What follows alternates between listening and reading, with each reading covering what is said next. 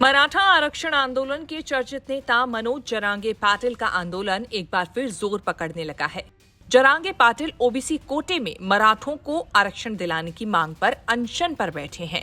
महाराष्ट्र के कोने कोने से पहुंचे हजारों समर्थकों ने इस आंदोलन को और व्यापक बना दिया है। तस्वीरों में आप देख सकते हैं कि जरांगे पाटिल की सभा और रैली में अच्छी खासी भीड़ देखने को मिल रही है।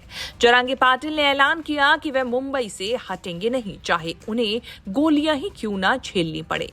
उन्होंने कहा कि जब तक मुख्यमंत्री देवेंद्र फडणवीस के नेतृत्व वाली महायुति सरकार मराठा आरक्षण की मांग नहीं मानती, आंदोलन जारी रहेगा। बीते दिनों मराठा आरक्षण आंदोलन की वजह से वाशी ब्रिज और अटल सेतु जैसे प्रमुख एंट्री पॉइंट पर लंबा जाम रहा। ईस्टर्न फ्रीवे, वर्ली बांद्रा सी लिंक, कोस्टल रोड और साउथ मुंबई के रास्तों पर भी घंटों जाम लगा रहा। भारी भीड़ की वजह से स्थानीय ट्रेनें खचाखच भर गईं। सीएसएमटी स्टेशन पर लंबी देरी देखने को मिली।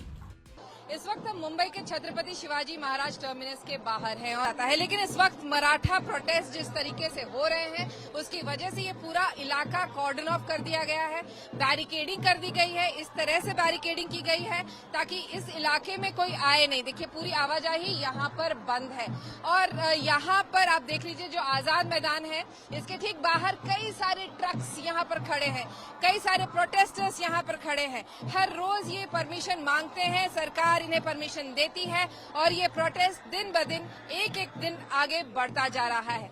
जरांगे पाटिल की मांग ये है कि उन्हें ओबीसी के तहत, ओबीसी जो कैटेगरी है उसके तहत ही रिजर्वेशन दी जाए, जबकि महाराष्ट्र सरकार का कहना है कि 10% की रिजर्वेशन ऑलरेडी दे दी गई है, जिस पर कि अभी भी रिजर्वेशन दिया गया है, लेकिन उस पर अभी भी कोई रोक टोक नहीं है और बॉम्बे हाईकोर्ट में इसकी सुनवाई चल रही है। बहरहाल आप कह लीजिए एक स्टेलमेट बना हुआ है। फिलहाल इस पर कोई झुकता हुआ नजर नहीं आ रहा है, न सरकार झुक रही है, न ही मराठा प्रोटेस्टर्स झुक रहे हैं।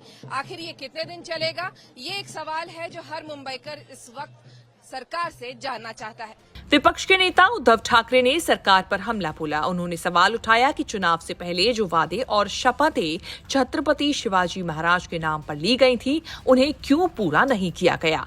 ठाकरे ने कहा, मुंबई मराठी जनता की राजधानी है, सरकार को छल कपट नहीं, संवाद करना चाहिए।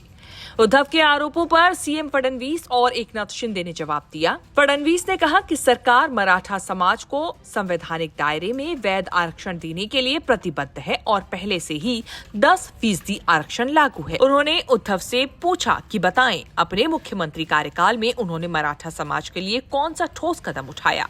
शिंदे ने साफ किया कि मराठा समाज को आरक्षण मिलेगा, लेकिन ये ओबीसी समाज के अधिकारों से समझौता करके नहीं होगा।